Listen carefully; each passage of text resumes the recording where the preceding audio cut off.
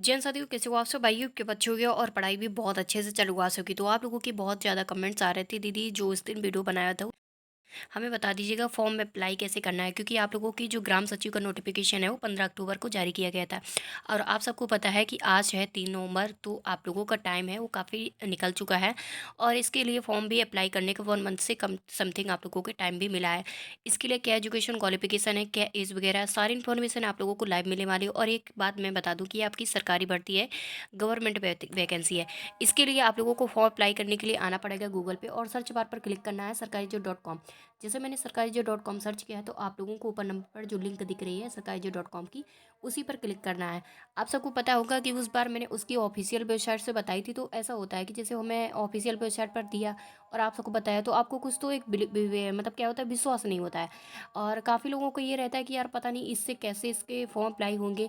और बहुत सारे लोगों का तो अप्लाई हो गया, लेकिन बहुत सारे हमारे जो होते हैं कि जिनको उतना अच्छा सा नॉलेज नहीं होता है कि मुझे कैसे इस पर क्या करना होता है, तो वो लोग नहीं कर पाते। तो इसके लिए आप लोगों को आना है। जैसे जैसे मैं आपको बताती हूँ सारी स्टेप बाय स्टेप, आप लोगों को काफ़ी अच्छी अच्छी पोस्टों पे भी आई हुई है, ऐसा नहीं कि किसी एक पोस्ट पे आई है। आपका ग्राम सचिव भी मिलेगा और आप लोगों का सचिव की वैकेंसी मिलेगी। तो इसके लिए आप लोगों को जैसे स्क्रॉल करते हुए नीचे आएंगे, तो यहाँ पर आप लोगों को देखने को मिलता है बीएसएससी की आप लोगों के इंटर लेवल फॉर्म 2025। आप लोगों को यहाँ पर क्लिक करना है और 23,175 पदों पर इसका नोटिफिकेशन जारी किया गया था। और उसमें मैं आपको, अब आप लोग सोच रहे होंगे कि ये तो बिहार की वैकेंसी है। नहीं, आप लोग कहीं से भी आते हो, कहीं से भी बिलोंग करते हो, चाहे यूपी से आते हो, चाहे बिहार से, हरियाणा से, मध्य प्रदेश से, राजस्थान से, कहीं से भी आते हो तो इसका फॉर्म अप्लाई कर सकते हो। ये ऑल इंडिया वैकेंसी है, ठीक है। किसी एक पर्सनल स्टेट के लिए नहीं इन्होंने बोला है, इन्होंने सभी स्टेट के लिए अलाउ कर दिया गया है। और इसमें आप लोगों को स्क्रॉल करते हुए नीचे आएंगे, इसमें पोस्ट आप लोगों की डेट है, उसमें 1 नवंबर 2025 है, 12/27 पर इसका पीएम वगैरह दिया रखा है। बिहार स्टाफ सिलेक्शन की आप लोगों की ये वैकेंसी होने वाली है, जो कि आप लोग बहुत अच्छे से पता है, जहाँ पर एएसएससी की वैकेंसियाँ आती हैं जो कि सबसे ज़्यादा लाइक करने वाली होती है। और यहाँ पर आप लोगों की बिहार की वैकेंसी है, जो कि बीएसएससी आप लोगों को लिखा होगा। इसमें आप लोगों का जो release in notification on the official website. तो ये जो इनकी ऑफिशियल वेबसाइट पर दी गई थी, तो मैं उस दिन इसी की ऑफिशियल वेबसाइट से वो वैकेंसी बता रही थी, और ये वही वैकेंसी थी। और आपका ओल्ड वीडियो पड़ा होगा जिसमें मैंने आपको बताया था कि इसका नोटिफिकेशन जारी किया गया है आप लोगों का। तो अपने हिसाब से आप लोग चेक कर लेना। तो इसमें क्या है, फॉर्म अप्लाई होना शुरू हो चुके हैं, तो आप लोगों को इसका फॉर्म अप्लाई कर सकते हो। Post update and short notification जब आउट हुआ था, तभी मैंने आपको बता दिया था। इसमें अप्लाई के लिए स्टार्टिंग डेट आपका 15 अक्टूबर दिया है, और लास्ट तिथि आपकी 25 नवंबर है, ठीक है। और इसमें मैं आप लोगों को बता दूं कि last date for fee payment के लिए 25 नवंबर है। उसके बाद last date final submit form के लिए 27 नवंबर 2025 है। तो इसमें क्या है कि आप लोगों को स्क्रॉल करते हुए नीचे आएंगे, और इसमें क्या है, एग्ज़ाम डेट आप लोगों को दिया गया है, जो कि आप लोगों के लिए बाद में बता दिए जाएंगे यहाँ पर कि कब एग्ज़ाम होगा। इसमें एप्लीकेशन फ़ी वगैरह आप लोग देख सकते हो कि आल कैंडिडेट्स के लिए 100 रुपीज़ है, किसी पर्सनल स्टेट के लिए नहीं बोला गया है। आप किसी भी राज्य से आते हो या बिहार के राज्य से निवासी हो, तब भी इसका 100 रुपीज़ ही देना होगा। और आप किसी अदर स्टेट से आते हो तब भी आपका 100 रुपीज़ पड़ेगा।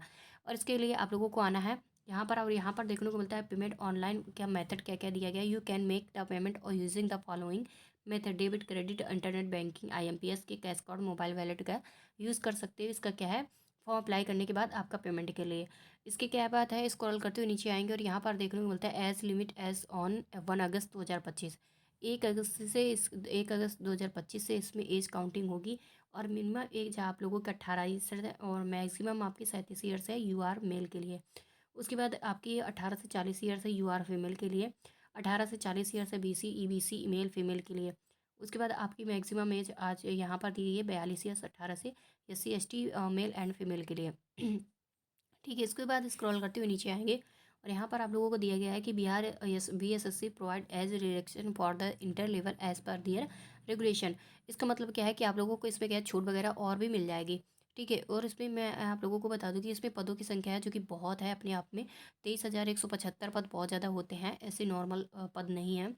और इसमें आप लोगों को देखने को मिलता है नंबर ऑफ पोस्ट जो कि 23,175 है। और पोस्ट नेम क्या है आप लोगों का, बिहार जो है, बिहार का BSSC inter level various post.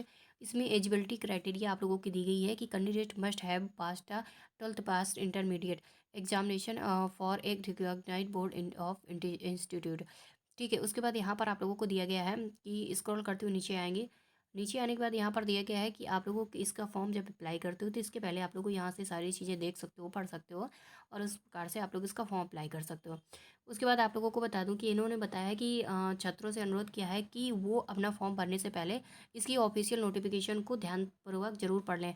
यानी कि इसकी ऑफिशियल नोटिफिकेशन का मैं इससे पहले भी वीडियो बना चुकी हूँ, आप वहाँ से भी चेक कर सकते हो, उसमें भी यार इन्फॉर्मेशन मैंने बता ही दी थी।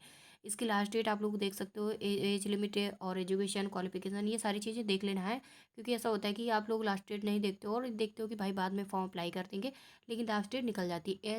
एज के लिए कि एज में आप लोगों का रहता है कि भाई पता नहीं कितनी एज ली जाए, या ज़्यादा या कम, ऐसे करके आप लोगों के माइंड पे रहता है। एजुकेशन क्वालिफिकेशन जो कि ओनली आपकी नो एक्सपीरियंस के साथ आपका 12वीं पास लिया जा रहा है। उसके बाद इसमें क्या है कि सिलेक्शन जो होगा, मोड ऑफ सिलेक्शन का प्रोसेस क्या कह रहा है। एक आपका प्रीलिम्स होगा जो कि रिटन एग्जाम होगा, उसके बाद एक मेंस एग्जाम होगा जो भी रिटन एग्जाम होगा, उसके बाद आप लोगों का स्किल टेस्ट होगा एज एप्लीकेबल के लिए, उसके बाद आप लोगों का डीवी होगा, डॉक्यूमेंट वेरिफिकेशन, उसके बाद मेडिकल एग्जामिनेशन होगा। तो ये सारी चीज़ें आप लोगों के यहाँ पर होगी, क्या है, क्वालिफिकेशन। और उसके बाद आपका एग्ज़ाम अप्लाई करने के लिए आप लोगों को यहाँ आना है और इसके लिए आप लोग यहाँ पर क्लिक कर सकते हो। और उससे पहले आप लोग इसका एग्ज़ाम पैटर्न भी देख सकते हो कि इसका सिलेबस, और एग्ज़ाम पैटर्न पर जाके पहले इसका सिलेबस चेक कर सकते हैं कि कौन कौन से सब्जेक्ट इस पर पूछे जाएंगे। तो हम एग्ज़ाम पैटर्न पर क्लिक कर देते हैं। एग्ज़ाम पर पैटर्न पर क्लिक करने के बाद आप लोगों को देखने को मिलता है यहाँ पर आपका रास वगैरह दी गई है, कुल रास आप लोगों की यहाँ पर दी गई है।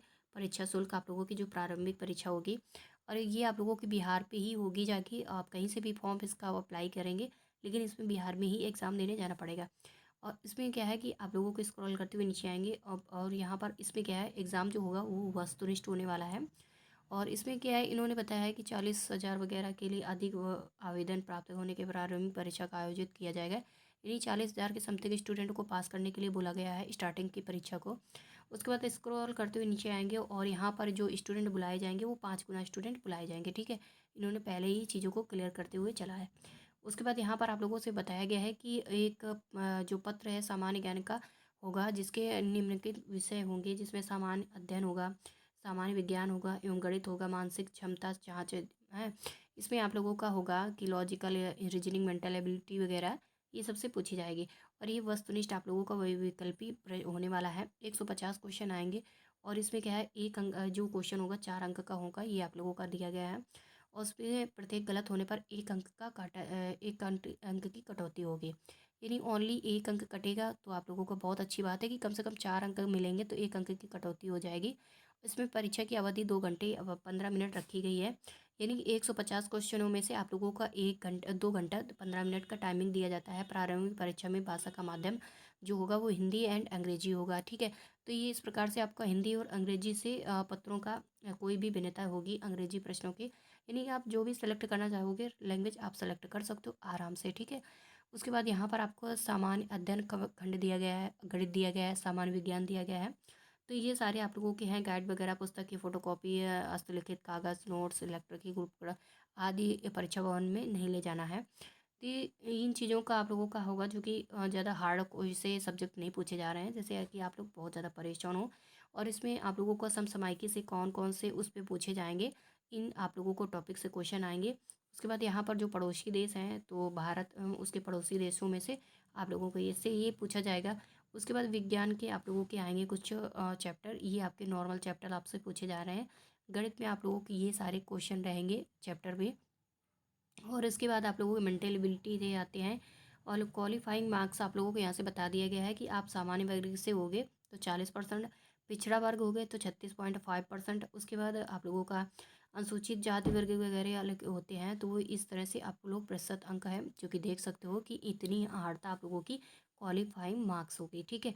और इसमें क्या है कि इन्होंने बताया कि आवेदन करने के लिए बताया और कौन कौन से डॉक्यूमेंट्स लगेंगे।